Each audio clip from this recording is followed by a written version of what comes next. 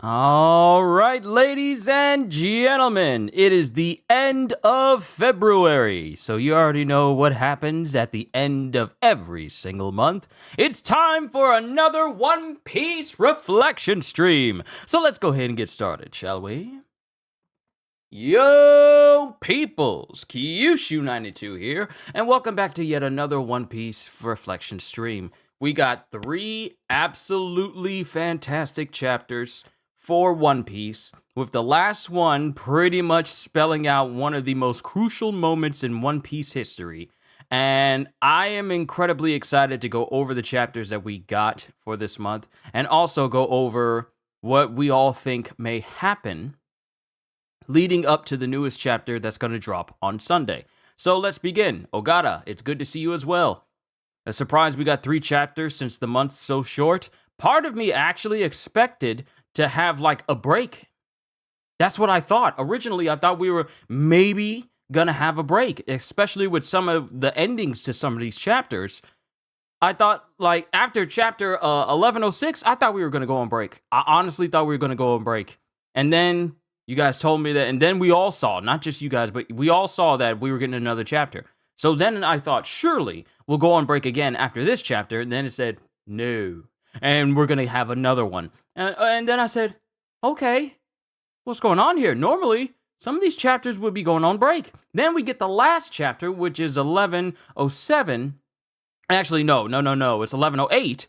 And that says that we're not going on break yet. So we had like a full month without any breaks concerning One Piece. So that's actually, yeah, with you, Ogata, it really is surprising. We went on break after 1106, but it was at the beginning of the month. Okay. Hold on, let me go back. Hold on, let me look at the list. February 14th. Oh yeah, we did go on break. We came back on the 18th. So we did have a break. I just forgot about it. But yeah, February 4th, 18th, and then 25th. So we didn't have a chapter on the 11th. I remember because we only had like My Hero that day, and I think Jujutsu Kaisen that day, and we were on break because of chapter 1106. That's when we went on break. I forgot about that. But yeah, we got 3 chapters in the month of February, all of them good. So let's get started with chapter 1106 on your side. So with this,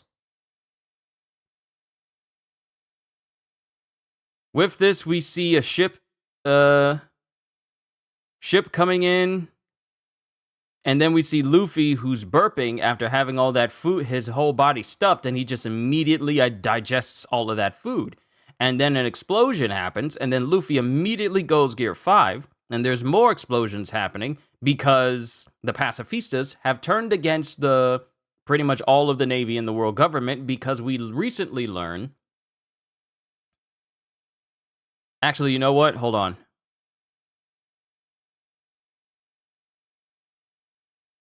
No, this is the chapter when we learn. This is the moment where Bonnie and company were flying through the air after Kizaru sliced through the tube, and Atlas and everyone else was flying through the air, Kuma included. And as the Buster Call is continuing,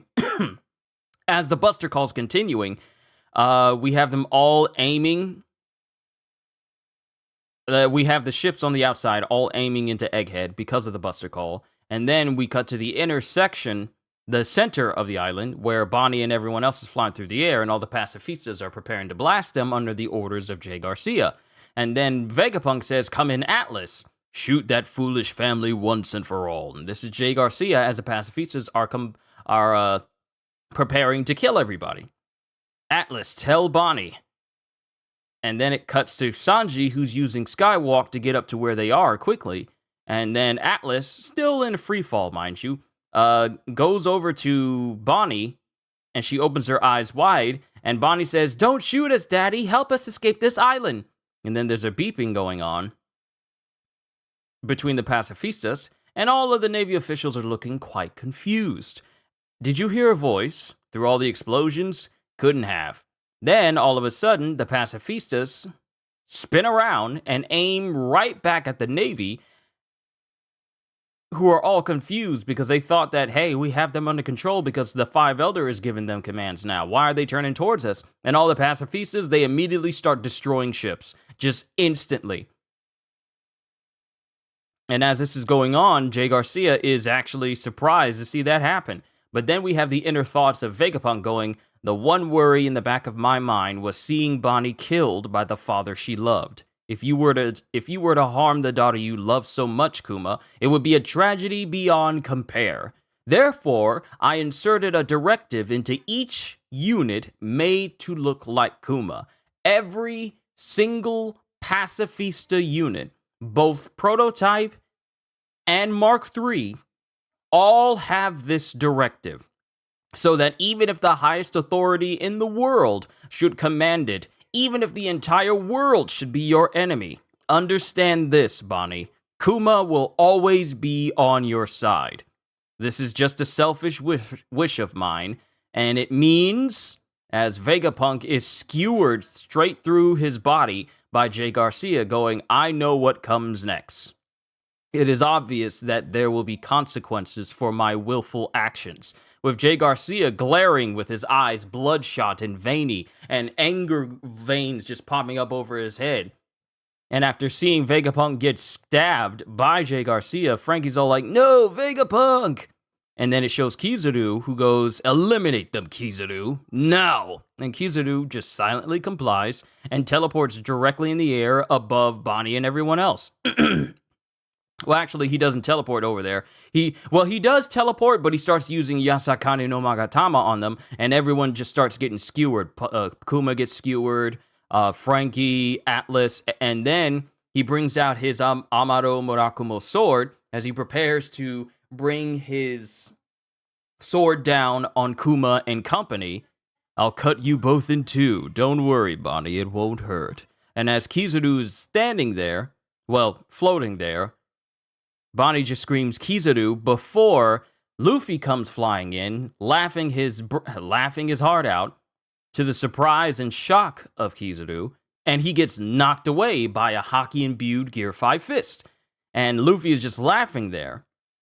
Is just laughing as his punch actually came from a far-off distance. Luffy physically isn't all the way there. His fist just traveled all the way there and sent Kizaru flying all the way out.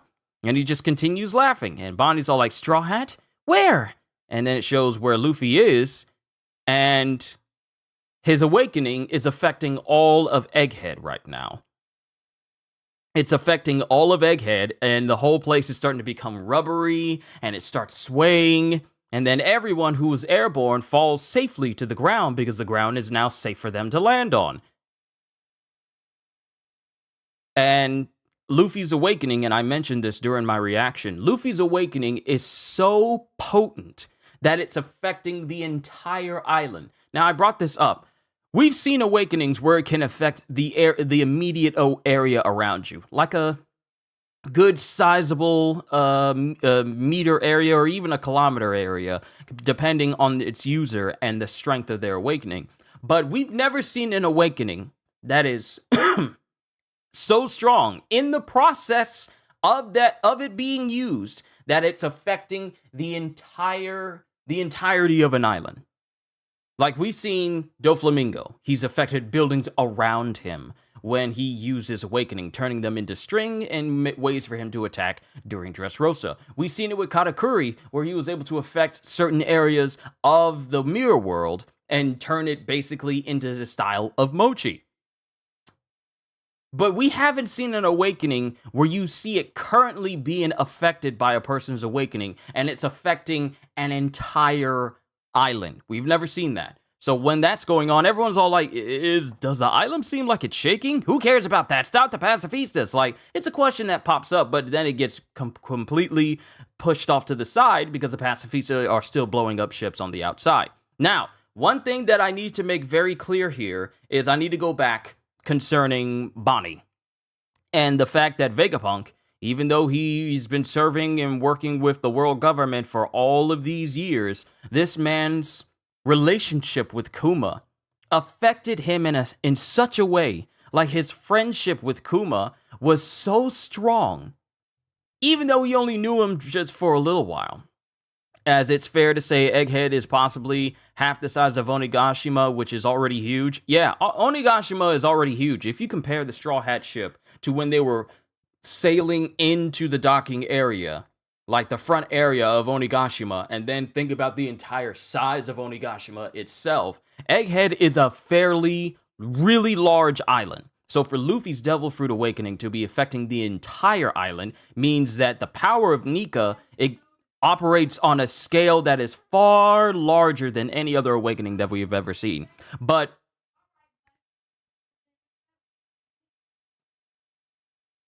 going back to Bonnie with a whole situation where all the pacifistas now are under her command now, it takes a considerable amount of push for you to take a person who's dedicated their entire life to being a scientist in the pursuit of knowledge, and then working with the world government gives you like so much funds that you can do to pursue anything that you want. And the fact that the world government is the highest authority in the world who can basically do whatever they want with whoever they want, and no one can really stand up against them. It takes a special kind of connection with a person for you to look at everything you've done for this world government. Everything that you've done for this world government. And then say like, yeah, I'm going to do something that is going to go against them completely, and I know it'll probably get me killed. And then you give a directive that makes it so that Bonnie is the highest authority across every known pacifista in the world over the world government. Over the Gorosei themselves. It takes a very special kind of connection for you to look at the world government and say like, yeah, I'm going to risk it all because that my friendship with this person is that strong. So now Bonnie, young 12-year-old Bonnie, is now the head, the highest peak of authority for all pacifistas. Doesn't matter how hard the Gorosei try to fight it, they will listen to Bonnie without question. Sure, there's a hierarchy, but if Bonnie says, like, never follow anyone else again, you follow me, they have no choice but to stop. The Gorosei cannot override the hierarchy. They thought, and it's crazy how they thought that they were the highest authority in the world, and they can't, and then no one would be able to override them. Now we have the first instance of the authority of the world government being overridden by someone else, and it just happens to be the very same child that Jay Garcia was experimenting on their mother. So the irony is so funny that the very person that they want to get rid of and the very person that they want to destroy just because of their association with like Kuma and everyone else is also now the leading authority over the very pacifistas they were hoping to command over. So it's kind of poetic justice. But it's also sad for Vegapunk because he knows the consequences of these actions. This will be the perfect setup for Dragon to meet Luffy personally. I believe the arrival for the Gorosei will further push the possibility of Dragon's arrival or him meeting Luffy anyway. I don't think so, because it's still too soon for the two of them to meet. It doesn't matter if Vegapunk is closely associated with Dragon. Dragon does not need to show up. Neither do the revolutionaries. I put a poll over who would potentially show up. But it's not the time for Dragon to meet Luffy. It's not necessary for Dragon to meet Luffy right now. Because he's already heading to Elbaf. I feel like it's going to take a much bigger step for Dragon to get involved before he and Luffy meet for the first time. But I don't feel like this is the perfect setup for it. But going back to when the island was being affected by Luffy's Devil Fruit, everyone lands safely on the ground. All the Navy are going up against the pacifistas. Kizaru is stuck reeling after getting punched by Luffy. We have the theme of the Drums of Liberation going in the background. Jay Garcia is looking as we see Bonnie taking care of Vegapunk, who's been, skewered straight through the chest. And then we see the robot, the ancient robot, the Iron Giant, all the way in the trash heap. It starts to move again. It starts to activate due to the presence of Nika. And then while Bonnie is hearing this sound, this very same sound that Kuma brought her up on, she's looking up as Kuma's saying like, Nika? That's right, he's my idol. He appears from the blue with laughter and this rhythm, and he just starts showing her the dance like, doom da da da, doom da da da, and that's going, and she sees Luffy in the very same pose he was in during the night sky of Onigashima when he activated Gear 5 for the first time and proceeded to hand Kaido his behind. She sees it for the first time, but now we have Luffy in front of the sun. Like the most correct depiction of Nika, it shows Luffy just jumping in the air. And I won't be surprised if they have this moment in the anime animated, where he's jumping in front of the sun, the exact same way they had him animated when he jumped in front of the moon during the Battle of Onigashima. But Bonnie finally sees the individual she's been searching for forever since she set out to sea.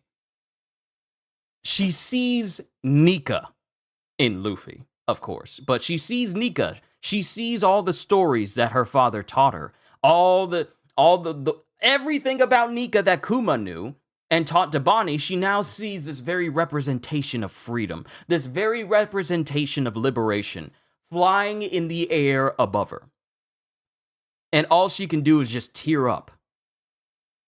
But Vegapunk says, "So you didn't realize it, Bonnie? I couldn't be sure until I saw it for myself. The very same Straw Hat Luffy that Kuma had his eye on was Nika the Sun God." And Bonnie just gets teary-eyed. "Kuma was right. This Buster Call is futile. For centuries, people all over the world have been waiting for him." And even Kuma takes notice, because I didn't notice the little effect around him. You know, when someone notices something in a manga, they have like that little shock line that appears around their heads. Even Kuma notices as well, which kind of speaks onto Kuma's will, and what of the Kuma we know is is still inside. It resonates and catches Kuma's attention. Now, normally, if Kuma's will and memories were completely wiped out, as some people have, as they tried to make it out to seem like in this series, there's clearly been moments where Kuma's will still lives on. I mean, it has to be. Obviously, you can't use Haki without willpower.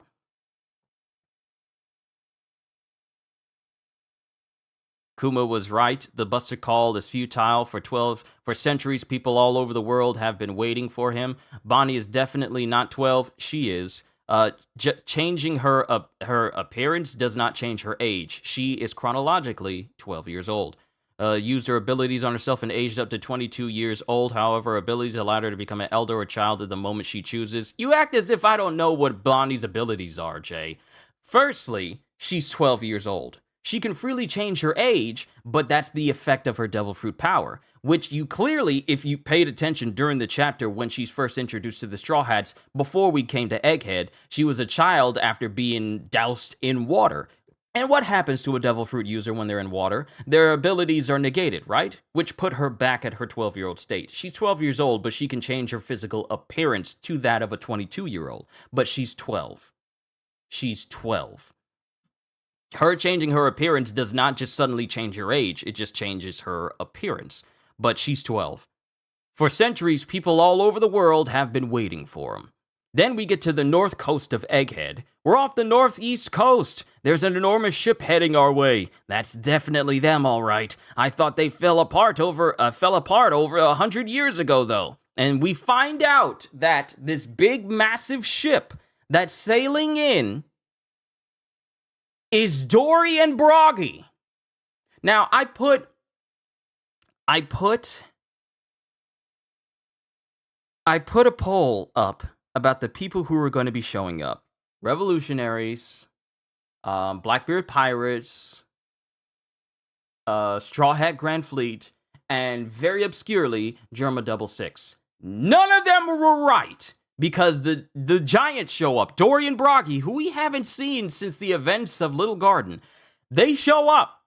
They show up saying like, "Gah, ba ba ba ba, we're here for you, Straw Hat. A new state of emergency. The giant pirates have arrived."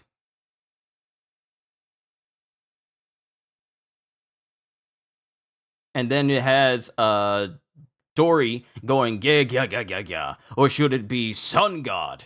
Because all the giant pirates show up in order to rescue Luffy and company, and they immediately start working by hacking apart ships. Now, this was amazing to me. When I read this chapter, this was amazing to me.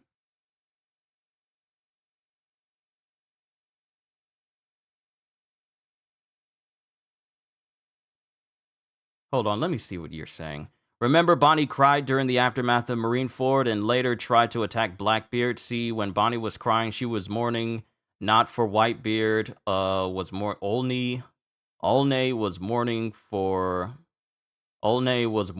Ace. What?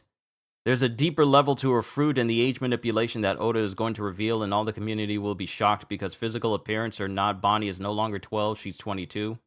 She's not. She's not actually aging up to 22 years old. Otherwise, she'd still keep her adult figure when she's in seawater. But we've seen that already. We've seen that already. That's just my prediction, and I'll be back here when it's proven correct. I guess you won't be back then, because we all know you're wrong. I mean, it sounds nice. I'm pretty sure it sounds nice, but come on. Really? Come on. But the giant pirates show up, and that's amazing, because we haven't seen them since Little Garden. And I was in discussion with a lot of y'all during this chapter's reaction. When the giants showed up, I meant Bonnie was mourning for Ace because they had a friendship that Oda will show us. Okay. What relationship does Bonnie have with Ace? I've heard of... Psycho, it's good to see you. Where do you come up with these theories, man? I don't see you for 3 years and you come in with some of the most ludicrous theories. Where do you come up with this stuff? What do you mean Bonnie has a relationship with Ace that Oda hasn't shown? How does that even make sense? Where? What evidence do you have? Just trust me, bro? Where? What evidence? In what chapter has it been shown that she has a sudden relationship with Ace? I know Ace has a relationship with Yamato, but where? Where are you getting this? Where are you getting this? I'm wondering. But the giant pirates show up, and it leads into like a fantastic chapter 4. That's the end of chapter 1106. But going into 1107, that's where things get juicy. Oh, things get massively juicy, where the giant pirates show up. They got their comrades with them. We have Oimo and Kashi, who we haven't seen since Eni's lobby. I'll admit, it's not crazier than someone saying Ulti is stronger than Katakuri. Full stop. Full stop. I'm sorry, Ulti? Stronger than Katakuri? What? Just because? No. Who came up with that? Who's saying that?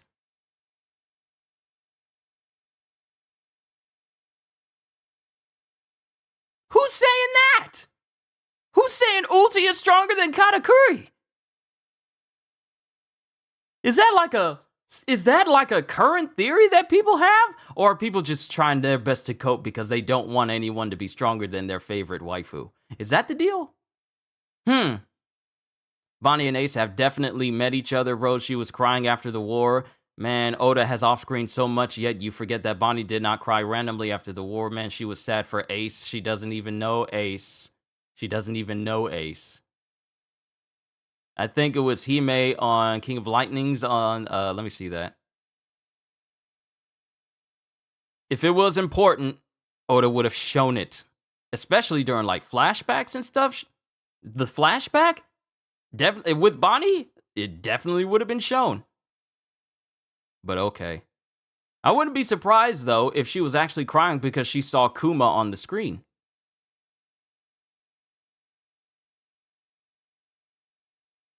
But who knows? It's definitely not because, yes, she does, bro. Oda hasn't shown us yet. Where are you getting this from? Try to understand what I'm saying before you mock it off. I respect your perspective, but I'm not quick to dismiss your beliefs. Dude, you don't even be here. You don't even be here. I haven't seen you since, like, year before last. What you mean?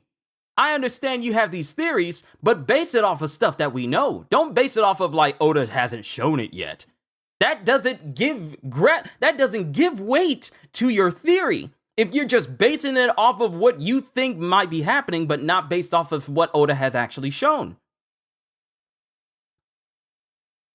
Oda hasn't shown it yet, man. Don't forget how Oda drags out these moments for bigger reveals in the story. Why would Oda be dragging out a reveal that, hey, guess what? I knew your brother.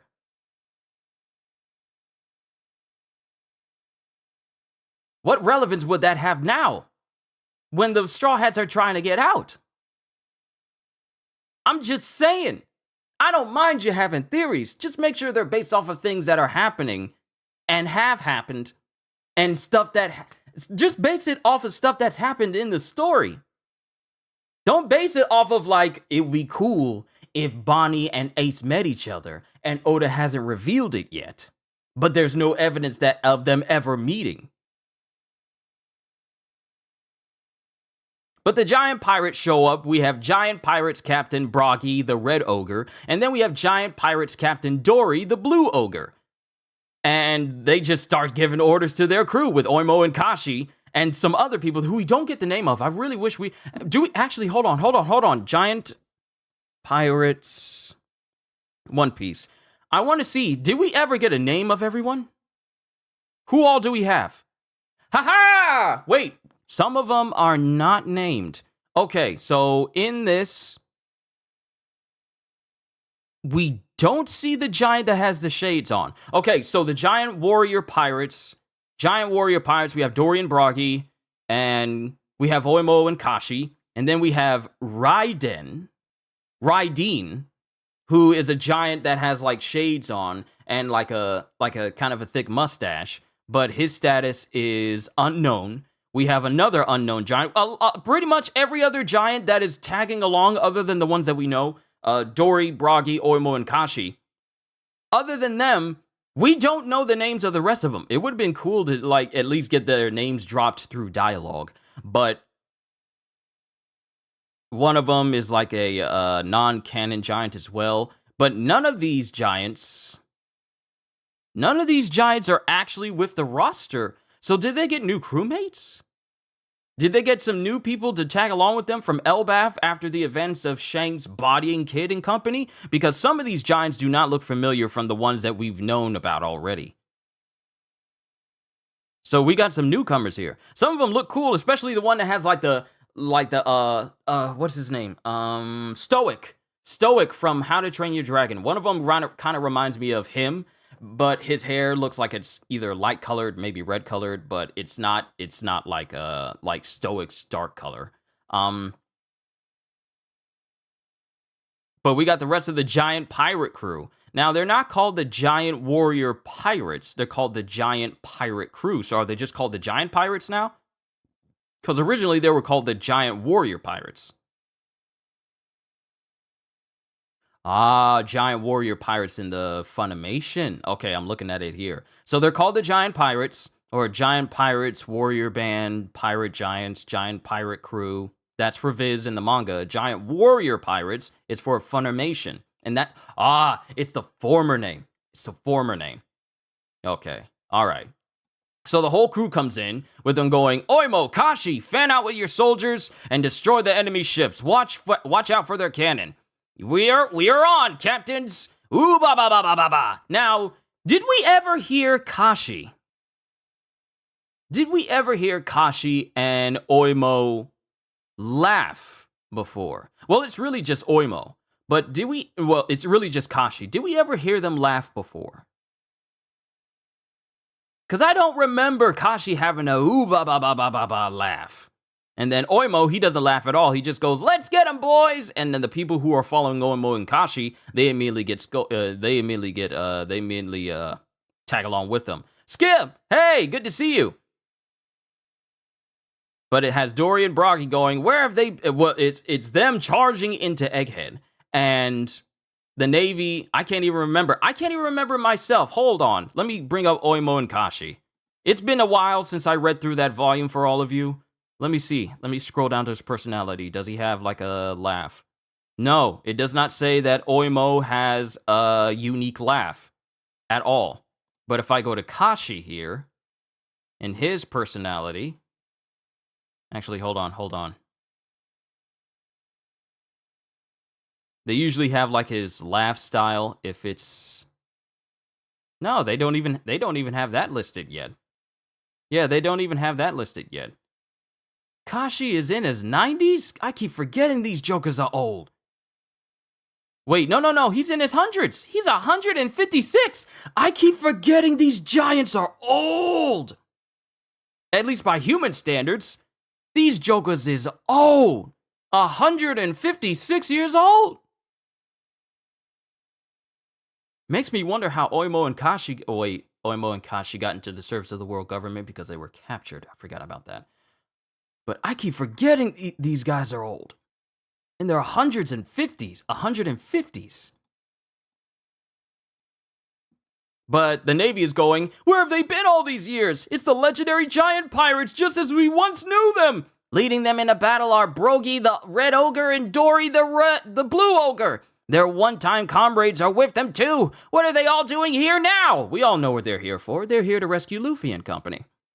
And they just immediately start bodying these warships.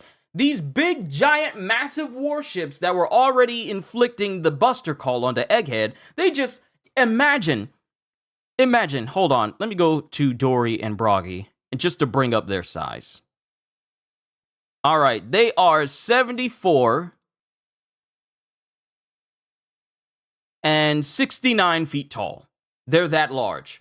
Now imagine someone who stands at 74 feet tall, running full tilt and bringing a giant broadsword and just destroying your ship. These large mega warships, I don't know if they have like an official title, they just call them battleships. I don't know how tough their hulls are or how tough their ships are in general, but they just give way immediately. Like it shows one giant warrior just smashing into a ship and it's immediately cleaved. It's just immediately cleaved, like the mast is slashed through.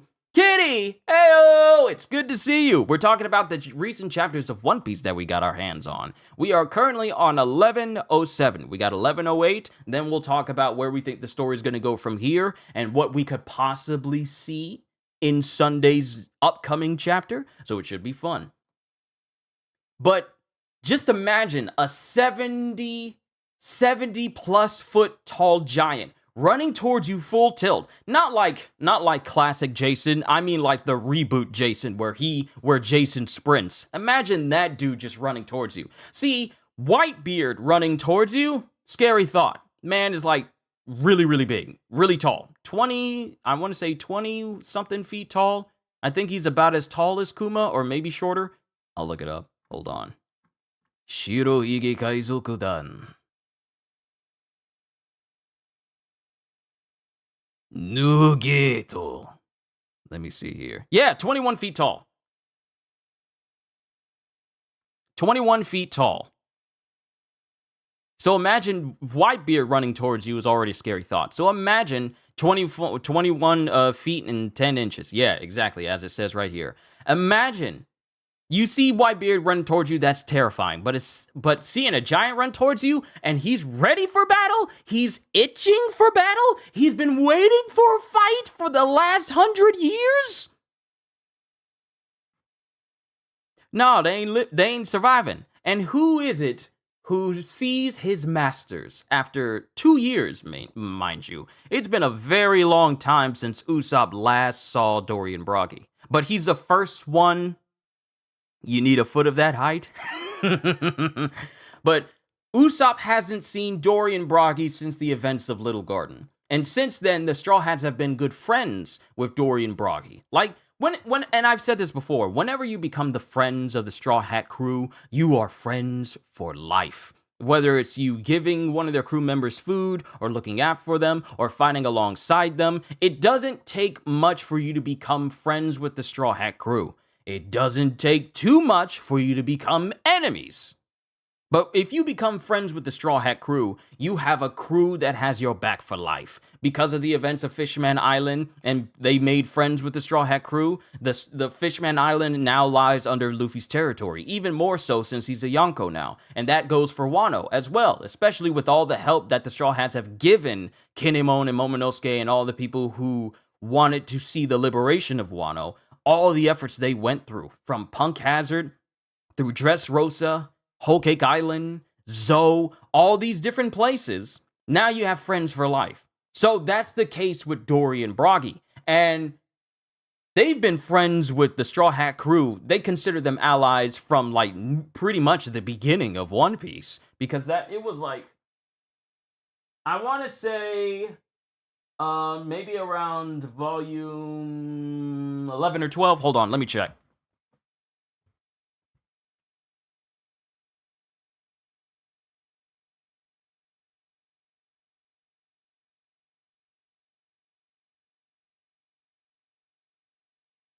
No, it's after. I think it's 14. It's 14. Because Vivi was with them. Yeah. Yeah, it's 14. Volume 14. Pretty much the beginning of One Piece. In its first 15 volumes. That's pretty much where they met him. Like, let me get my Tsum Tsum out the way. Thank you, Chris, for my lovely gift. But going from, Luffy starting out, then we get Buggy, then we get Captain Kudo, then we get Arlong, then we got Don Krieg, and then Arlong, and then Misty Peak. Going from there, and this is before we even get Chopper. How do you keep it all straight? Are you talking about like my bookshelf or stuff, or all my like, are you talking about all my volumes? I just do it numerically. I just do it in a numerical order. That's how I keep it straight. And I put it in alphabetical order. For the longest time, I had One Punch Man on the top and then Naruto on the bottom. And that messed up everything because I kept it that way for many years and I didn't realize it. So I had to put everything in alphabetical order. And everything is in alphabetical order from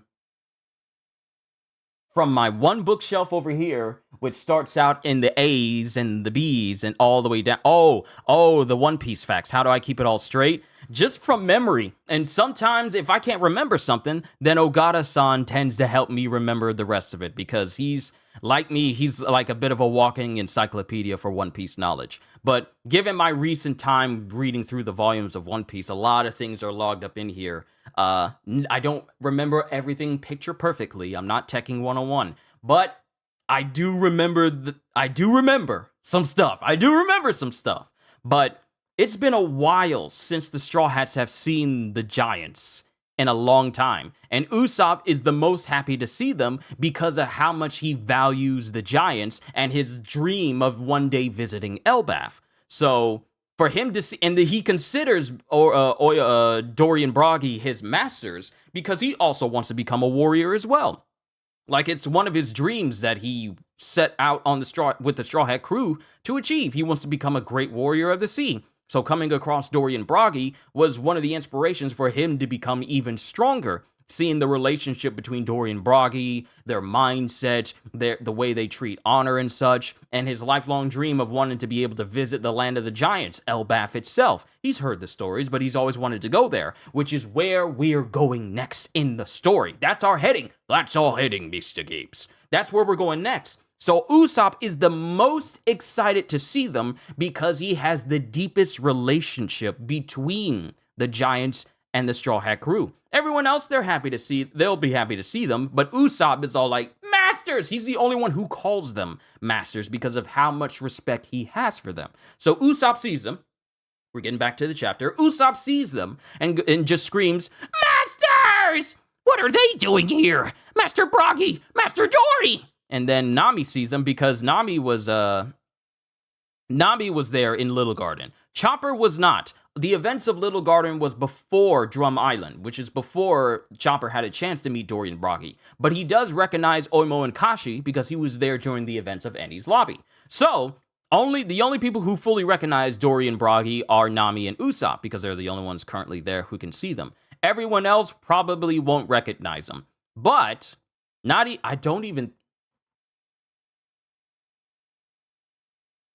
wow, the only people who will actually recognize Dory and Broggy and will connect with them immediately are Luffy, Zoro, Sanji, Nami, and Usopp. Because everyone else joined after. Chopper, then Robin, then Frankie and Brook and Jinbei, they all joined after the events of Little Garden. So the only OG5 will be able to remember who Dory and Broggy are. Everyone else will just be getting interested in them. But Nami says, Oimo and Kashi are here too. They must have gone to get the captains at Little Garden. Oimo and Kashi! And then Usopp, who has tears in his eyes, going, I'm glad they did. I was afraid that we'd go all the way to Elbaf and not get to see them. And then we have a giant's refresher. Long ago, the world trembled in fear of the giant pirate crew, until a 100-year-long fight between their two captains, Dory and Broggy, broke them apart. Luffy's crew happened across their duel, and on a different island they met and befriended their subordinates, Oimo and Kashi, who were trying to check on their captains. That's where Oimo and Kashi went. They went to go, square things away between Dory and Broggy. And I guess things got squared away when Oimo and Kashi showed up, because now we got the entire giant crew here. Whatever was going on between Dory and Broggy when they left, because it shows them still, fighting with each other and arguing with each other. But it got broken up, because when it came to the Straw Hats getting mentioned, I'm guessing that it was all like, oh, word? Luffy in trouble? Say less! And they just put those differences aside, it would seem, and now they're here to fight on the Straw Hats' behalf. And I can't think of a better way, a better backup to receive than an entire crew of giants just wrecking shop with all of your enemies. We're here to rescue you. You need help? As they're smashing all these ships like they're literally nothing at all. No, I'm good. You're doing good work. That'd be me, okay? That'd be me. Oh yeah, Final Fantasy VII Rebirth came out. Yeah, it's today. Estons interis ira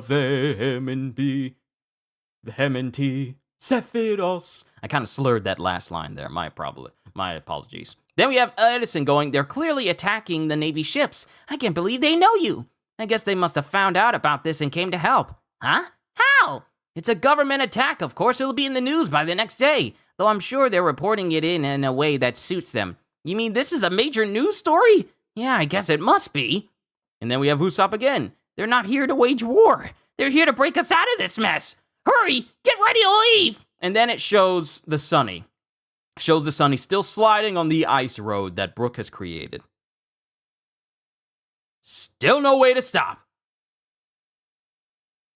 And Brook is just taking it in stride as Lilith just smacks him in the back of the head, being like, we'll be passing through in a moment. Stop the ship! If we shoot off the island, we'll hit the barrier and explode! And then it cuts to Lilith going, hello, this is me, Lilith. Listen up, the Bonehead didn't have a plan to stop. And then it shows Jinbei heading over to get Zoro. He's heading out to get Zoro, who's still clashing with Rob Lucci right now.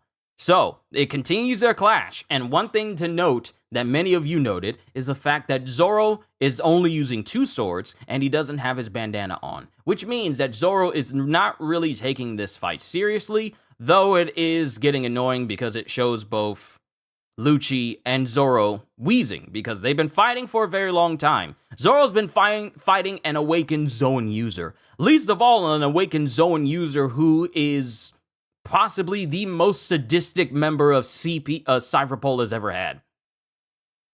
So this, and not to mention, but the animal side of him being a person that can turn into a leopard, it brings about more carnivorous tendencies in the middle of fights. Even more so when one is awakened, and Zoro's just been clashing against this individual for God knows how long.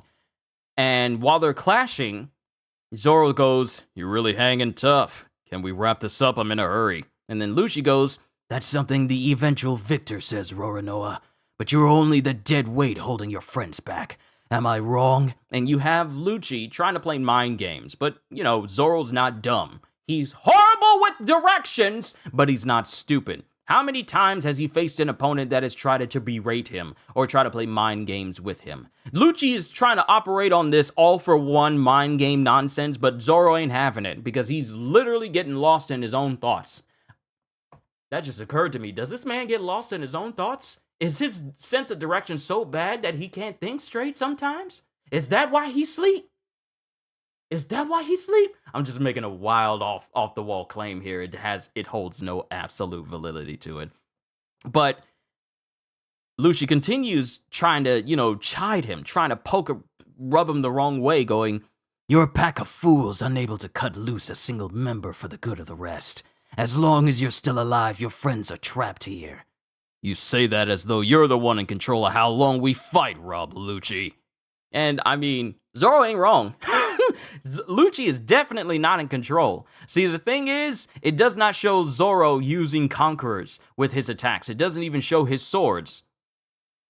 It doesn't even show his swords being coated in haki at all. And he's not, and it doesn't appear like he's even using Enma, which is already a very powerful sword. But Lucci really thinks that just because... See, this is the conceited nature of the world government and their affiliates. The world government has perpetuated this mind process for a lot of its serving members and a lot of its own officials that we are the top dogs. We get to decide how everything goes. And if we say you die, then you die. And I just like, I don't understand how they think that you literally live in a world where you couldn't even kill the king of the pirates and erase piracy forever. This is the same organization. This is the same world-encompassing body organization that thought that killing Goldie Roger would eliminate the very thought of piracy around the world. And all it did was not only reinforce it, not only reinvigorate it, but pretty much jumpstart a brand new generation of even more powerful pirates. So they didn't think it through. So now you got, and I say all that to say this, they have a lot of people in their group, a lot of people in their organization that seem to think the world government is the top dog and whatever they say is law. And therefore, and they develop that sort of mindset where the world government is here, we're here to kill you, none of you are getting out. As if it's a bona fide, certified, 100% guarantee. But the thing is, gotta go, Kitty, it was an immense honor and privilege to have you here. Always good to see you. But you have this situation where Rob Lucci is trying to, downplay the efforts of what the Straw Hats are doing, and even saying, like, one of their members is dead weight, even though one of their members actually, here's the thing that Rob Lucci doesn't fully realize, because the report never got back to him. The reason why Kaido got a second scar. No one told him. This very same individual that everyone thought was invincible, that no one could take down or even harm, Zoro, with Dead Man's game no less, was able to injure an individual who was thought to be invincible. And Lucci thinks that he stands a chance against this guy?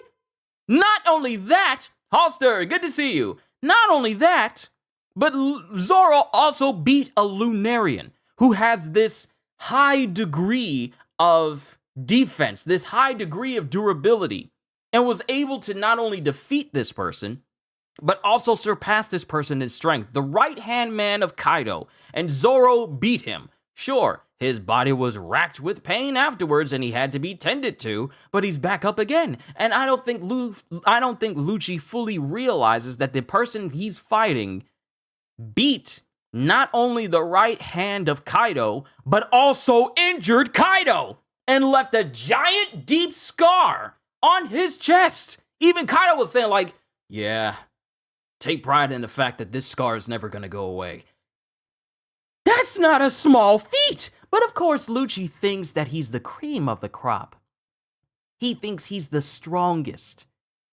He thinks he's so powerful. And mind you, this man keeps forgetting that he tried to fight Luffy, who was also in his awakened state, and wasn't able to injure Luffy at all.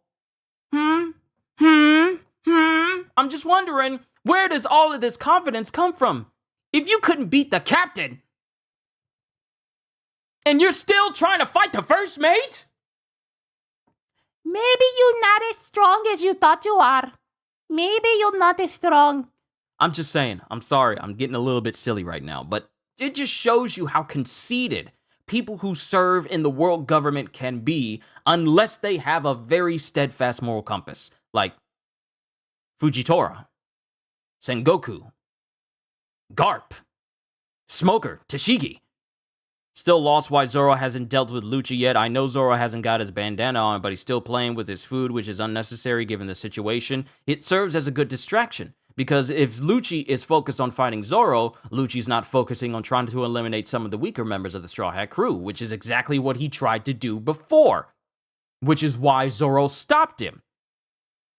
So I feel like it's really a distraction tactic on Zoro's part. Keep Lucci occupied so everyone can get ready and then he can go. That's just my assumption. I'm just assuming, but it to me it makes the most sense, because Lucci did state that it's always good to eliminate the weak ones first, but Zoro intercepted him and they've been fighting ever since. Because if Lucci stops fighting Zoro, Zoro's fast, but he's not like, I can skywalk in the air and keep up with Lucci. I mean, we haven't seen that speed before. He's fast, but we haven't seen a lot of instances where Zoro moves at breakneck speeds to keep up with another person who is known for their speed. We don't see that all that often, unless it's like a pivotal moment where he's coming in to save someone and he blocks it with his sword or whatever. But when it comes to chasing another person, it's not really something we see Zoro do all the time. Hold on.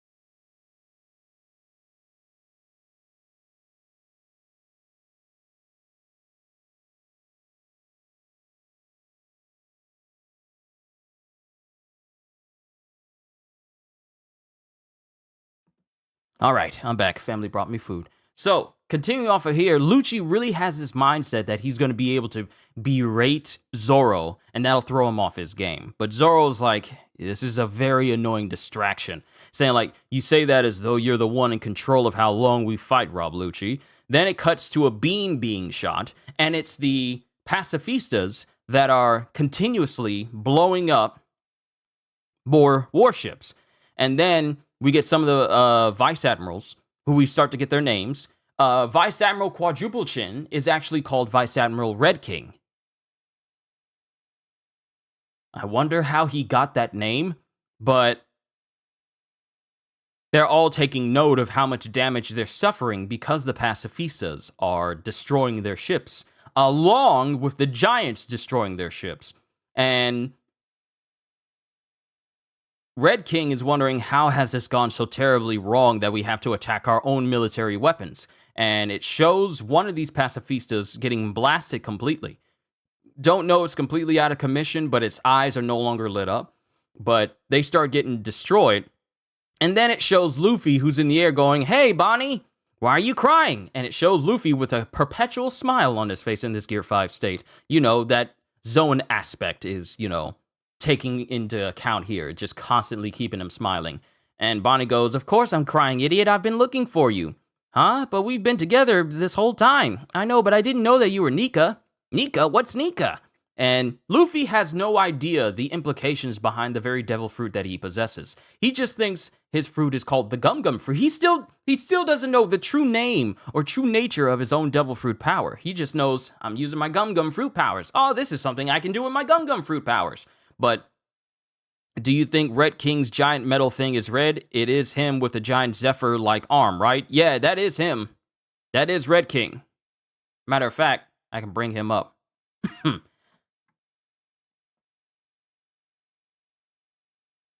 If I bring up Red King, how does your neck get like that? How?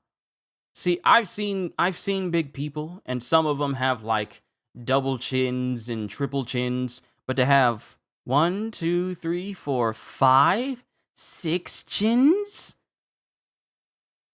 sectuple chins, like that's the correct way to say that, yes. But to have that many chins, yeah. He also wears a giant gauntlet on his right arm with the word red written on it. Let's see. He can equip his large. Let me see here. Equip his large gauntlet to deal powerful punches to opponents. He uses a technique called Steam Knuckle to punch with high pressure steam. But that's as far as we get with that. But with Luffy, he doesn't know the true nature of his own power, while Bonnie's going, by the way, I saw that wimpy punch you threw. I wanted to hit him with a rubber punch like yours. Show me how to do it. And Bonnie really wants it. Bonnie wanting to fight like Luffy is all like, show me how to do it. Because of her abilities and her powers, she can access that sort of future where she can do that sort of thing. So if she sees that sort of future, she can tap into that. So if she sees Luffy do it, then that means she can do it as well. Which is crazy when it comes to her Devil Fruit power. I know I spoke about it, but being able to take your Devil Fruit power and not only affect the physical age of a person, not permanently set it that way, not turning a person 70 years old and they immediately are 70 years old and then put them back that way, but basically age them in a way where they appear and function as if they're 70, but they're not that age. For her to be able to access a future where she's capable of enlarging her body to that of Kuma, or actually causing her body to be all rubbery based off of the stories that Kuma told her of how Nika behaves, seeing that done in front of her is a potential future that she can tap into because of her power, her distorted future part of her powers. So going there, she goes, pound him for Vegapunk right now. Help us get off this island. What? Vegapunk? And Luffy, with his cartoon eyes, sees Vegapunk laying on the ground, hurt. Stupid insects. There is a reason that you are worthy of death. There is a reason you are worthy of death. No, there isn't. Okay, Bonnie, I'll do that. And it shows Luffy winding up his arm, going, from now on, throw your punches like this. And then it shows Luffy getting hit by this invisible force push. This invisible force push from Jay Garcia. And he gets hurt by it, but it doesn't stop him. Like his head gets knocked back, but then he reels right back instantly going, you hurt my friend! Gum Gum! Don Gatling! And he immediately, and the thing about Don Gatling, and I looked this up the last time I read a chapter, is that this is basically the Gear 5 version of Elephant Gatling. But it doesn't require the startup of Luffy throwing his arms back and then enlarging them, and then coating them in hockey, and then bringing them forward. Pretty much the initial startup of Elephant Gatling is completely eliminated, as Luffy is able to not only enlarge his arms instantly without the startup, but he can also coat them in hockey. So literally, this is the top tier version of Elephant Gatling at its absolute peak. No startup time, no wind-up time. It's just like he just starts punching, and it's just Elephant Gatling instantly. Every time we've seen Luffy blow into his limbs so that they can be large, and then coat him in hockey, all those moments are completely eliminated due to his Gear 5 state, where he's freely able to eliminate the entire startup of his attacks and just do them directly. So imagine if Luffy was used Elephant Gatling, and we've seen the animation in the anime. He had to blow up one arm and then blow up another, and then he coats them in hockey, and then he just starts beating up on the Noah back in Fishman Island.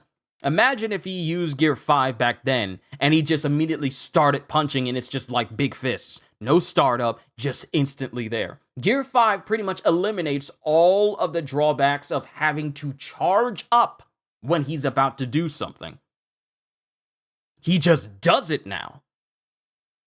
That the moment of charging up and preparing to do an attack is now completely eliminated with Gear 5, where it just happens. That's the perk of this form, and he immediately uses Gum Gum Don Gatling on Jay Garcia, and just starts beating this man into the ground, causing this man to bleed and causing blood to shoot out of his face, and sends Jay Garcia flying into the distance. Then we have Frankie, who picks up Bonnie, going, we gotta get away on our own. Come on, Bonnie. Use the hover function. And this is Atlas going, use the hover function. You'll be able to fly at low altitudes within the island's bounds. And Vegapunk is, kind of protesting, going, you go on ahead, Bonnie. I know quite a lot about medical science, and if I move now, I will die. What?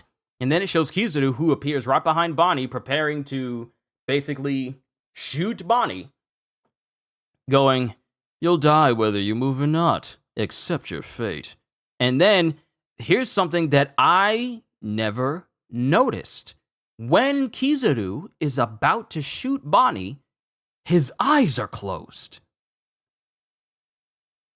I didn't notice that.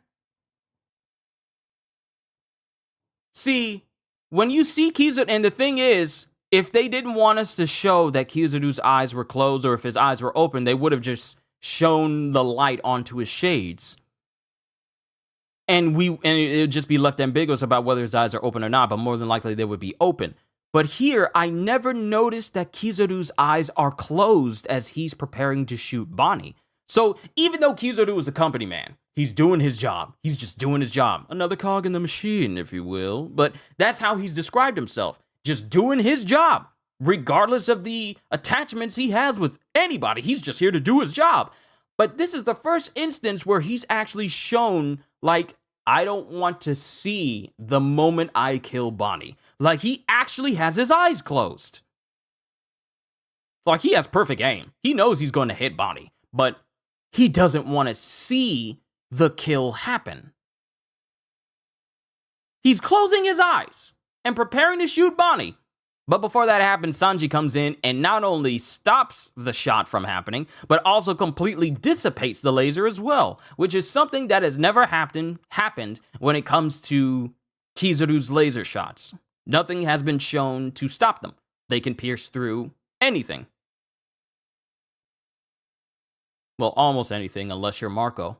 But it gets not only blocked, but completely stopped by Sanji. And Kizaru, for the very first time, is shown absolutely flabbergasted that his attack was able to be destroyed at all, because that's never happened before. Ever. I wonder if Bonnie and Luffy will have a big sister, little sister-like dynamic. Well, if Bonnie resumes her regular 12-year-old state, her normal 12-year-old state, I wouldn't be surprised if she behaves that way. Come to think of it, Chopper's like, what, 15, 16? She'd probably be one of the youngest people traveling with the Straw Hats after Momonosuke. I just realized. But that and, but yeah, I wouldn't be surprised if Bonnie has like a big brother, little sister dynamic with Luffy. And I think it's all thanks to the Nika aspect. Because, and I've said this before, Bonnie being an ally for the Straw Hats, probably going to be one of the strongest allied bonds between Luffy, the Straw Hat crew, and a member of the Worst Generation. Because when it was Law, he only did it to serve his own ends, and even he was exasperated with the dynamics of the Straw Hat crew. But for Bonnie, it has a far more personal attachment to the potential of it, simply because of Luffy being Nika and how Bonnie was raised. So out of all of the Worst Generation that would ever join up and ally with the Straw Hat crew, Bonnie would be the most willing to do so, simply because Luffy is Nika now. But Kizaru is completely flabbergasted from the fact that his laser attack was completely dissipated and destroyed, with even Frankie being surprised, going like, are you kidding? Are you kidding me? That was a laser beam! And now the thought process from Frankie is like, nothing can stop a laser. Nothing has ever been able to stop a laser. But Sanji did. He just stopped it and dissipated it, which has never happened. But Sanji goes, love is stronger than light. And now, here's the thing though. Sanji is operating under love is stronger than light, and I'm pretty sure he's referencing Bonnie, not knowing Bonnie is 12 years old.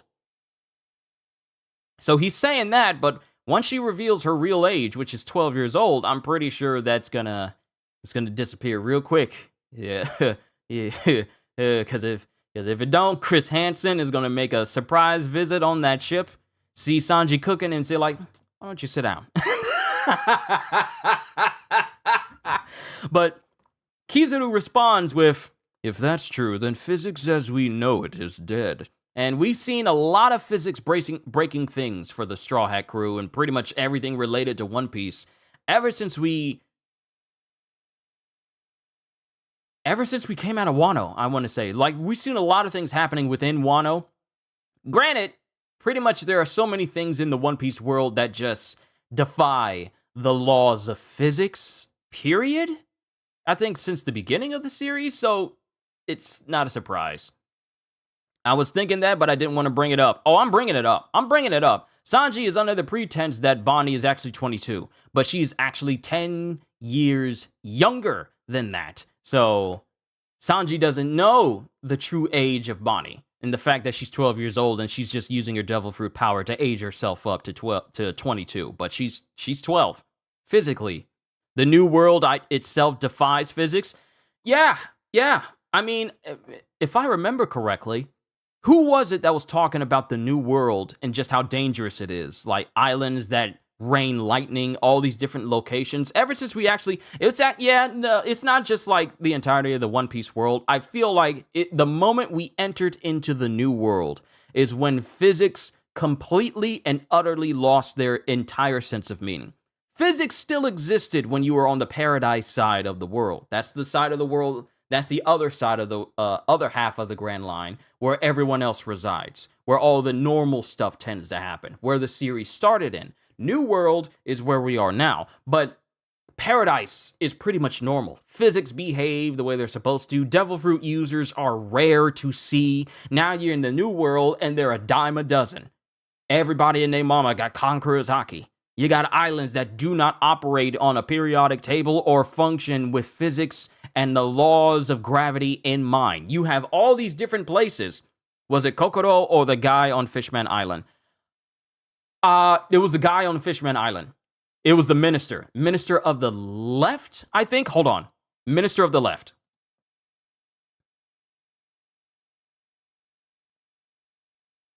Minister of the left. Yeah, I was right. The Minister of the Left. He's the one that was telling Nami about the new log post that they have, telling her about these different islands and different places and everything. I'm pretty sure it was the Minister of the Left when the Straw Hat crew was leaving Fishman Island. I'm so glad I had that in my mind. But physics as it is optional in the new world. It's optional. We've seen so many ridiculous things right now. So Sanji kicking away a laser. The moment you enter into the new world, you're no longer bound by physics. It's not a saying. It seems like a thing that just happens now because we've been seeing so many impossible things happen in the new world ever since we got here that it's almost as if physics is an optional thing. It's not a standing law of the universe in this section of the world. It is literally just optional. Do I want physics to work today? It's a Monday. It's about 2 o'clock. It's about 2 o'clock in the afternoon. I don't want physics to work today. It's like it's optional. But Kizu says, if that's true, then physics as we know it is dead. Apu running on air being chased by a herd of boar? Yeah. That's actually the best example. The best example of physics no longer working is when Apu and company were being chased by the boar and they started running on air. The on-air pirates running on air. That's probably the best example. I wasn't sure who it was. All I remember was Uruj and the creepy lady near Raijin Island and Kid crucifying people. And Capone with that giant magnet thing too. Yeah, and their ship being lifted into the air. But Bonnie and company start to make their getaway with Kizaru going, well, this really puts me in a bind now. I've got to at least take your heads back to this. I got to at least take your heads back with me to save any face. And he's saying this to Luffy and Sanji. Better start writing up your formal apology. And then we get to Jay Garcia, who starts to get out of the rubble he was knocked into by Luffy, and we have a footstep in going, my, how the 5 elders have fallen. Muru, as it shows Katarina Devon and Van Augur showing up. Van Augur in the manga, Van Ogre in the anime. But the Blackbeard Pirates have officially showed up, and they're here in front of Jay Garcia. What kind of powers are those, I wonder? I never heard of the 5 elders coming down to the real world from their lofty perch. No, this is Katarina. I never heard of the 5 elders coming down into the real world from their lofty perch. But it helped us out. It helped us quite a bit. And then she just touches Jay Garcia's leg.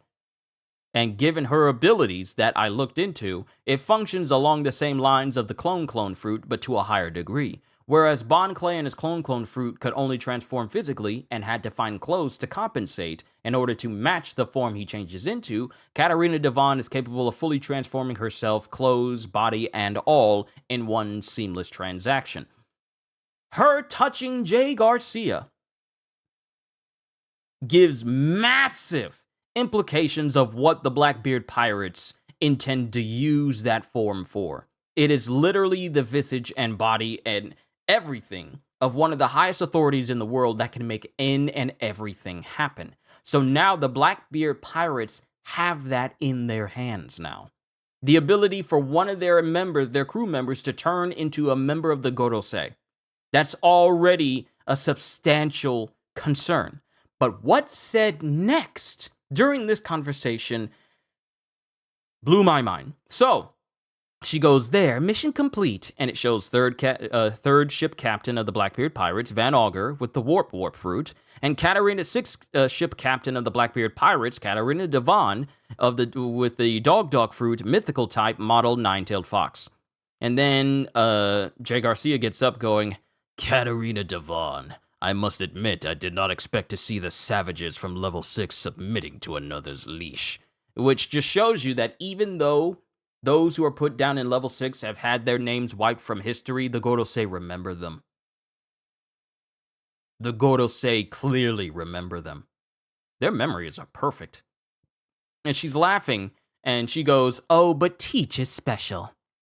As is his bloodline. And that's the thing that concerns me. What you mean his bloodline's special? Is this the reason why he can use 2 devil fruits? Is this the implication that Buggy had when he said that Teach has never slept a day in his life? Is it because of his bloodline? Even Marco said that when out of everyone, Teach is special. Teach's body is special. Something weird about his body. Is this what he's meaning? We just had the introduction of the Buccaneer race in this arc, thanks to Vegapunk and the history of Kuma through his flashbacks. Now, we got a whole new... We recently just got introduced to the Lunarian race in Wano. Found out about them, how strong they are, and why they're now the new Seraphim. Their blood is now running through the new Seraphim pacifistas that are out there right now. Then we get introduced to the Buccaneer race. We don't know the fullest scope of the Buccaneer race and why it's such a special bloodline, but that's been introduced too. Now we're getting introduced and entertaining the thought that even Blackbeard himself comes from a special bloodline. That's 3 different bloodlines that we're learning about in such a short amount of time compared to what we learned about before we even got to Wano. This is even bigger than finding out that Doflamingo used to be a celestial dragon. But he says, as is his bloodline. Oh, you were aware of that? We're still on chapter 1108. You people are always up to strange business. What are you really after? And then Van Augur just sits down and goes, the world. So that's the goal of the Blackbeard Pirates. They want to take the world. That's their goal. Everything else is just like a crude means to an end, but it's also highly effective too. Because when you think about it, for as much as Blackbeard tends to be an incredibly arrogant individual, a lot of his plans have worked. Sure, he wasn't able to get his hands on the Love fruit, but he was able to get his hands on something a lot stronger, a lot more influential, which was Kobe. And because of that, it led to an incident where Garp pretty much raided and bodied a whole bunch of people on Hachinosu and wound up being left behind as everyone made their escape. It still kind of worked in the Blackbeard Pirates' favor. We don't know to the ultimate end what their purpose is and what their goals are, but for Van Augur to say, like, we're after the world, it just makes it even more terrifying why Blackbeard is amassing all this power, trying to learn all these different things, going to all these different places, having Katarina find a member of the Gorosei and touch them. Who knows what Blackbeard's plan actually is to help him and the rest of the Blackbeard crew take the world? It's scary what Blackbeard has in store, and we still don't know what it is. So after that answer, Van Augur teleports away with Katarina after Jay Garcia tries to stab them, but it doesn't work. Wasn't that Rox's goal too? I think so. I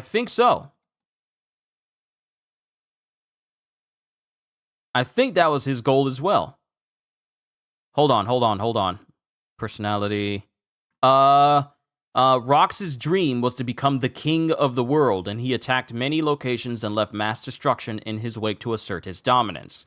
So, that was actually one of his dreams. Well, his dream was to become the king of the world. I should have got what his goal was, so that's why I'd asked. Oh, you're fine.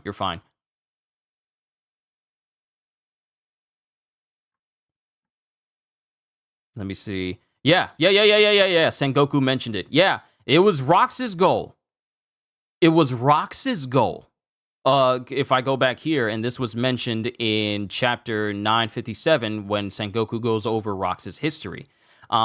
Over 44 years ago, Rox and several other pirates arrived at the island of Hachinosu to meet and seek a path to fame and fortune. As a result of the meeting, Rox took charge of this group, who called themselves the Rox Pirates, and led them on a path of destruction with the goal of taking over the world. So now Teach has that same goal. Of course, the crew met their end and subsequent disbandment at the hands of both Garp and Roger during the God Valley incident. Can't wait to see the history of that go down.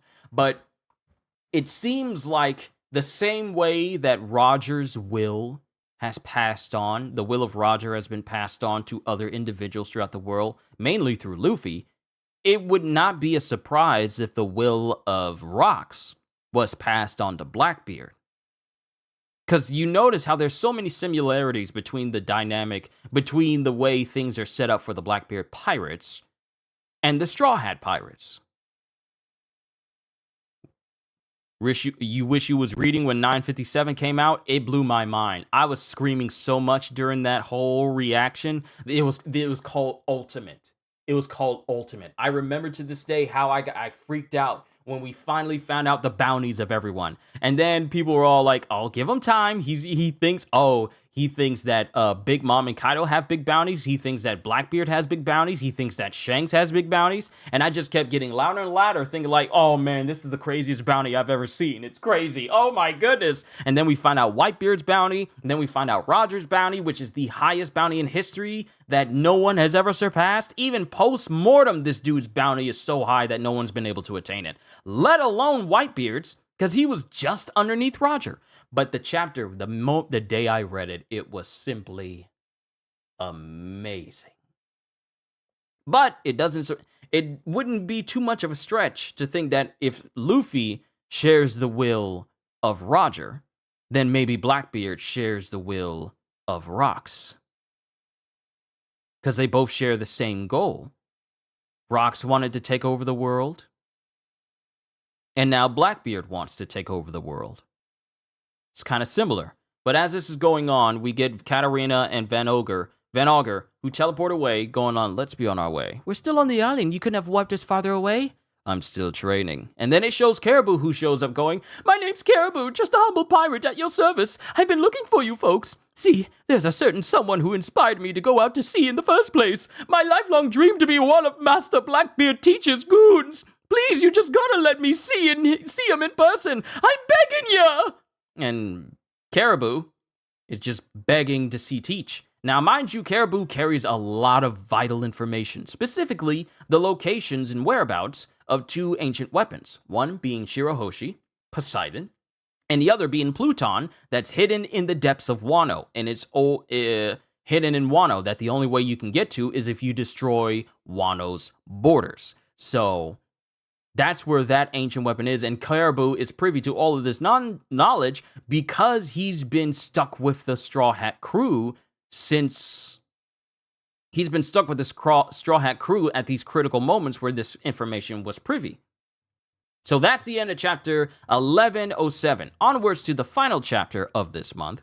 Gotta go, I got D&D, I'll catch the rest of the stream later. Halster, it's always an honor and privilege to have you here as well. Can't wait to see you on Sunday where we get to see where the chapter goes after 1108. Let me tell y'all something. This chapter here, the tease at the end has made this one of the biggest, longest waits for a new chapter of One Piece that I've ever seen. But in chapter 1108, Come In World, there's still destruction going on. Van Augur is aiming at Caribou. They know who Caribou is. And he's wondering, it's crazy how Oda's still keeping Caribou's character despite not being ranked like top 10 characters, something like that in Japan. Because Caribou plays a part. He plays a part. He may not be popular, but he's still important. But Van Augur is aiming at Caribou with his super long rifle. Like, I wonder, is it a good idea for your rifle to have like a bell-shaped end at the end? It's not like it's like the end of a blunderbuss, but it's on a rifle though. So he's aiming at him going, and there are more, he's a pirate, it's true, but this is a government island, and there are many who threaten the Commodore's life. And then, of course, Caribou is scared out of his mind, going, please, he'll split your skulls if you kill me, because I got some very valuable information you won't hear from anyone. That one of the ancient weapons named after gods, Poseidon, refers to the power of Shirahoshi, princess of Fishman Island, and that another one, Pluton, slumbers beneath the land of Wano. The only people in the entire world who know both of these facts are the Straw Hat Crew and little old me. If you just let me meet with Master Teach, I'll happily provide that information to him. I'm sure he'll be very pleased to hear. So take me with you. I know it'll be worth your time. And then it shows the pacifistas still bodying a whole bunch of warships, using their bubble shields to protect them from cannon blasts, which we've seen the bubble shields to be incredibly strong. And as this is going on, one of the pacifistas blows up another ship, and then we start to get the names of the other vice admirals that have traveled to this place. We already know of Vice Admiral Bluegrass. She's the ride fruit user. And then we get introduced to Vice Admiral Hound. Then we get introduced to Vice Admiral Guillotine. And then we get reintroduced to Vice Admiral Doberman, who we haven't seen all that often during this whole arc. Then we get Navy HQ Vice Admiral Tosa, who runs up because he's preparing to use 10 finger pistols, like not just individual ones, but 10 in order to kill both Frankie and Bonnie. Because they all know that Bonnie is the linchpin that will give them control back to the pacifistas. She's fleeing from the Fabrio phase in the city center towards the northeast coast. Kill Jewelry Bonnie now. That's their goal. They're all trying to set out to take out Bonnie, because if they take out Bonnie, they gain control of the pacifistas once more. So Tosa comes up and tries to use Tosa Bite, which is 10 finger pistols coated in hockey aimed at both Frankie and Bonnie, but mainly Bonnie to kill her. And before that happens, Tosa gets immediately slammed by Dory's axe. He just gets flattened. He just gets flattened by the axe. He didn't get cleaved, but he just gets flattened by it. And Tosa is literally feet up in the ground, embedded in the ground. He was cratered. So Dory and Broggy go, we brushed up on the new members through their bounty posters, but I don't see any of them. Are you all researchers here? We've come for the Straw Hat Crew. Oh, Luffy's my captain. What beef you got with him? No beef, only gratitude. We are warriors of Elbaf. We'll happily protect any of their friends.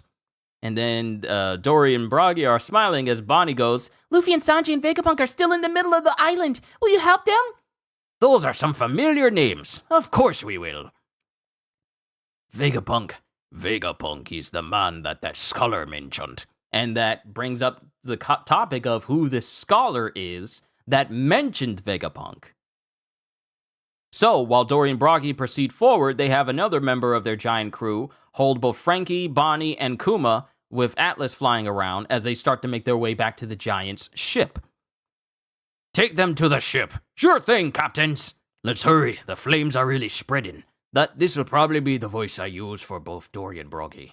The next time I have a reaction. The next time I see Dory Brog in another chapter, this'll be the one that I use for them. I like this voice a whole lot.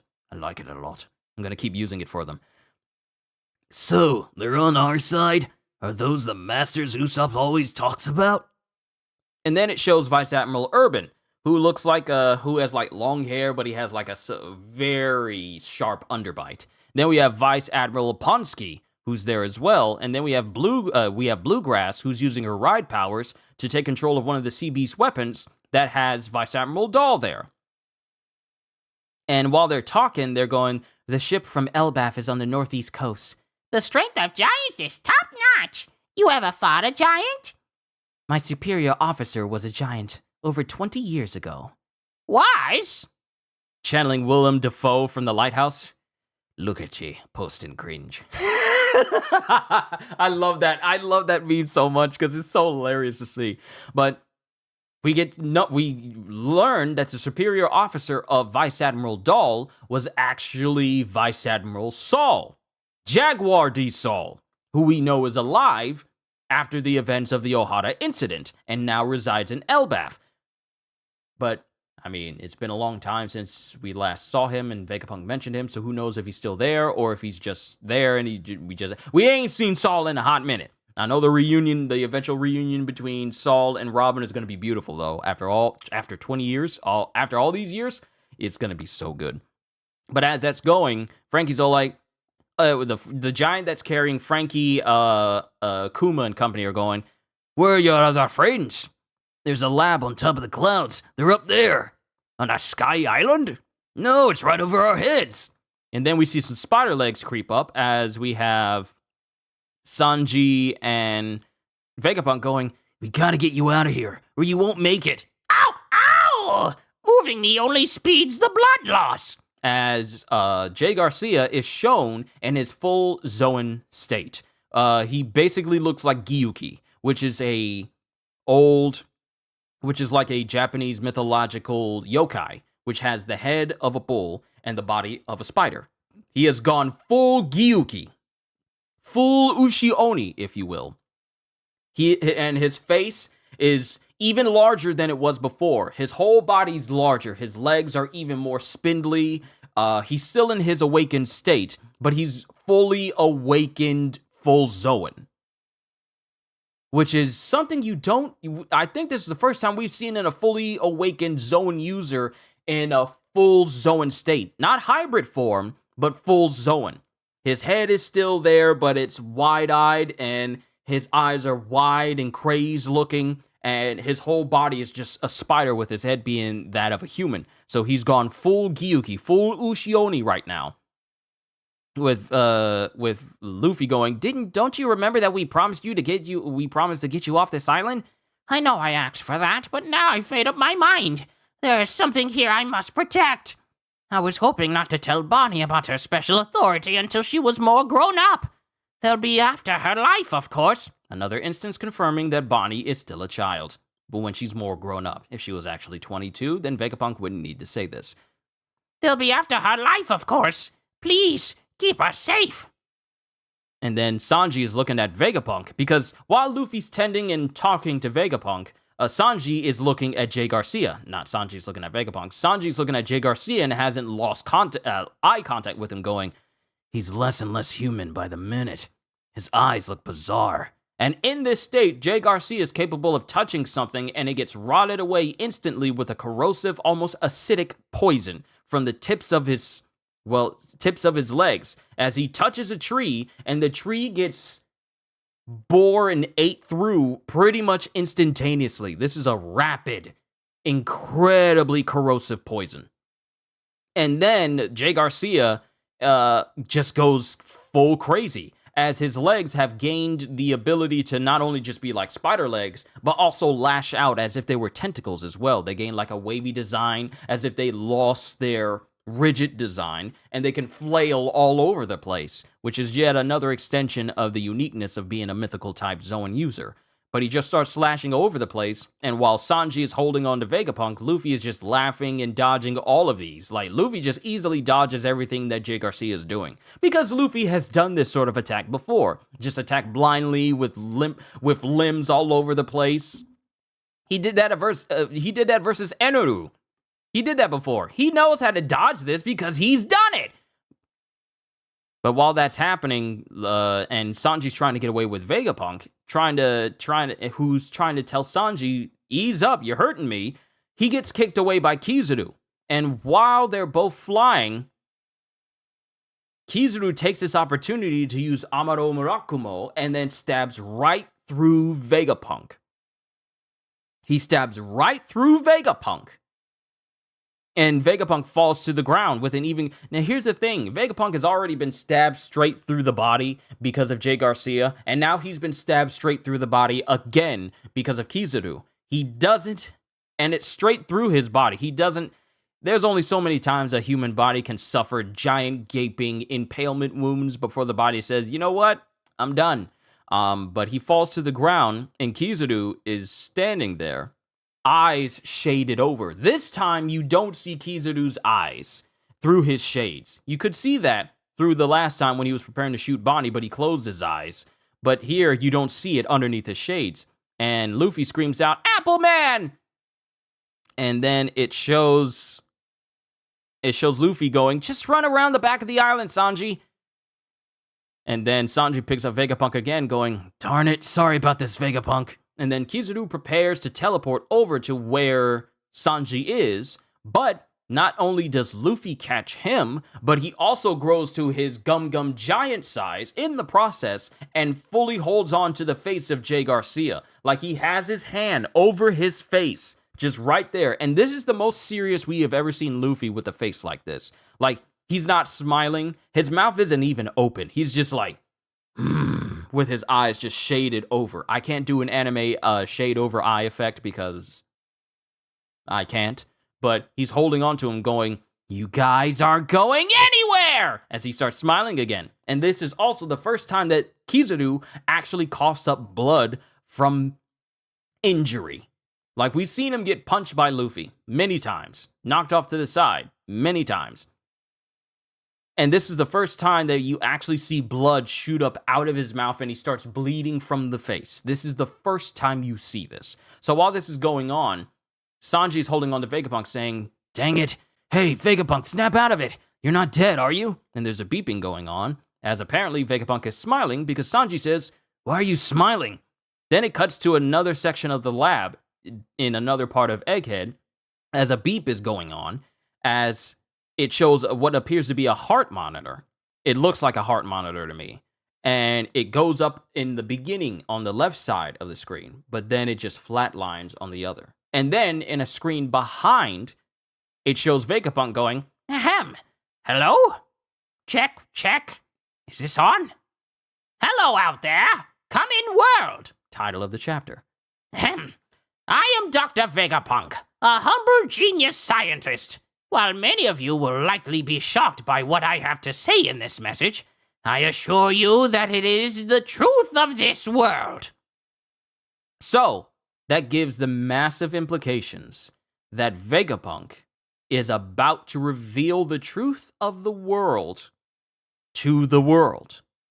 Now, some of you have said that hopefully Oda doesn't pull the wool over our eyes, and the truth that he's about to tell is completely different than, like, the truth of the world itself. You know, the very reason why the Gorosei have come here in order to kill Vegapunk. But honestly, and I have to agree with DJ right here, he just said it. Whatever Vegapunk's gonna say, it's gonna be something. Not that it needs to be the whole Void Century stuff, but something we just can get a little bit of information. It's Final Saga after all. But this is the end of chapter 1108, and it's not something we even go on break for. So, those are all the chapters that we got of One Piece in the month of February. The very implication of this final chapter just screams, this is Oda saying, like, we're about to learn something good. We're about to learn something major. What do you mean, the truth of the world? If he doesn't say anything about the Void Century, then maybe he'll say something about the Gorosei. But given Vegapunk, it's not going to be something small. Honestly, I don't care what it is. I don't care what it is, because every single time that Vegapunk speaks and he's dropping knowledge, it has always been substantial. From his hypothesis of what devil fruits are, to all the scientific achievements he's achieved, even Shaka, when we had Shaka, rest in peace, the best looking drip this entire Egghead arc. But even Shaka was saying, like, what was it? Just revealing that everything technologically advanced that has been created by Vegapunk was reverse engineered from technology from 800 years ago. It's literally in the past. All this technology is reverse engineered from technology that used to exist centuries ago. So that knowledge was already big. So whatever Vegapunk is about to say here is about to be substantial. But with that being said, I really hope it's something that is incredibly detrimental to the world government as a whole. Because the truth of the world government is not good. That's what we know. That's what the pirates know. That's what those who serve in the world government but can't say anything about it or can't do anything about it know. But the world doesn't know it. They just know the world government as this organization, this whole world-encompassing organization that has the Navy in their pocket that serves them in order to protect the world from pirates. That's as far as civilians know. But I would very much love for this information to be something that hurts the world government, and specifically, and more specifically, hurts the Gorosei. This Vegapunk message tells me that One Piece is now its endgame, not very endgame like final chapters, but it's just crazy that we are witnessing One Piece is at its peak right now. We are. When Oda went on that month and a half long break to finalize the final chapter 2 years ago, we had no idea just how good these chapters were about to be. We had no idea we were going to be getting all this information, all these surprise entrances from characters we haven't seen in years. We had no idea. We truly are in the end game of One Piece. It's still going to be a hot minute before we reach the end of the series, but we have reached the end game of One Piece, and Oda has been on fire ever since. There hasn't been a single bad chapter of One Piece. There hasn't been a single bad chapter of One Piece ever since he came off of that break to finalize a chapter, and after he came out of that break after his eye surgery. There hasn't been a single bad chapter. Not a single chapter that made me go like, I thought the chapter was all right. It could have been better, though. Because there have been chapters like that where I felt about One Piece. But it hasn't been since he came out of that break. He's been on fire ever since. And I am just here on the edge of my seat, just wondering what this next chapter is going to be like. I wouldn't be surprised if we go on break after this next chapter. I would not be surprised at all. I wouldn't be surprised. But we just gotta wait. All I know is I still got food that's sitting off to the side and I need to eat it. Do you think this message can be stopped or is it going to continue? Because I would assume that M cannot let this happen and Saturn is still on the island. See, that's a thought that popped up in my mind. Like, what if the message plays and then all of a sudden it gets destroyed and we never hear the end of it? There's that possibility because that sort of thing can happen in One Piece where vital information is being told and then all of a sudden it's just suddenly interrupted. That's a possibility of it happening. But we can only find out if we read the next chapter this upcoming Sunday, which I'm very excited for. But overall, for the month of February, this has been a fantastic month. This is literally only the second month of the year. We still got 10 more to go. That's 10 months worth of many chapters of One Piece. Who knows where we're going to end up at this year's end? Who knows? I don't, but I know I'm along for the ride and I'm enjoying it. But I got to cut it short. I got to go ahead and end it here. How long have I been going? About an hour and 39 minutes. That's pretty long enough. I said everything that I really need to say. I'm very hopeful about what we could get with the message from Vegapunk. I can't wait to see what he has to say. All I know is I really hope that it's something that works against the world government that they will never be able to cover up. And we could possibly end with 1137 at best, for that being the last chapter of the year. We could end up that way. We could. There's only one way to find out, but we're going to have to see as these days go on. But overall, where I see this going is we only have so much of Egghead left. We only have so much of this Egghead arc left before we move on to Elbaf. Things are already reaching ahead. Vegapunk is pretty much on his deathbed after being skewered not once, but twice. We got this message playing that is going to be the truth. He says, what I'm about to tell you is the truth of this world. We got that looming over our heads. We have Luffy going up against Kizaru and Jay Garcia, and it doesn't look like he's having a hard time doing so, because he already has Kizaru in one hand, and he's just holding back Jay Garcia in the other. The Blackbeard Pirates are showing up, they done their job, they're gone. We got the Vice Admirals trying to work towards eliminating Bonnie, but it's going to be hard because the Giant Pirates are helping them out. We still got to get the rest of the Straw Hat crew out of the Labo phase and all the way down to the Fabrio phase so everyone can get out. And we still need to see if that robot is going to do anything after being activated again because of Gear 5, because of Luffy's Nika state. We still need to see what happens there. We also got to get Zoro away from Lucci because he's been fighting him way too long. But hopefully Jinbei can come in and separate them or do something that'll cause the Straw Hats to try and reconvene once again. But we're just going to have to see in the next chapter. Have I seen the One Punch Man trailer for Season 3? There's a trailer for Season 3 for One Punch Man? I'm going to have to check that out while I'm eating. But everyone, ladies and gentlemen, I think I've said everything meaningful that I wanted to say about all the chapters that we got for this month.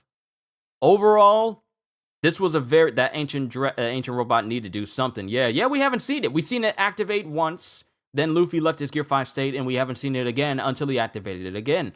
But I really hope we see the robot do something. I really hope we see something in March. I really hope we see something in March that has the robot doing something. But we'll have to see. Overall, fantastic month for One Piece. I can't wait to see what happens for One Piece in my birthday month. I can't wait to see. And I can't wait to share all that with you. Matter of fact, hold on. My birthday is going to be on a Saturday. 1, 2, 3, 4, 5. We have 5 Sundays in the month of March. How many breaks do you think we're going to get? 1, maybe 2? We got 5 Sundays for potentially 5 Sundays for One Piece. There's a lot of potential that can be done with 5 Sundays in a month. Just saying, but we'll have to see. But I'm done, ladies and gentlemen. I'm done with my reflection stream. It was an honor and a privilege to have you all here. Can't wait to see where One Piece goes in March so I can share those reactions with all of you. Hope you all enjoyed. Can't wait to see you all in my next video. Like, comment, subscribe if you haven't already, because I am always looking forward to entertaining you. So have a fantastic day. I'm busy playing Rebirth. No spoilers, but it's fun so far. Take care. Oh yeah, have fun with Rebirth. I probably won't play it right now, but I'll play it later on. But so have a fantastic day, because I'm always looking forward to entertaining you. So have a fantastic day. And once again, as always, later, peoples.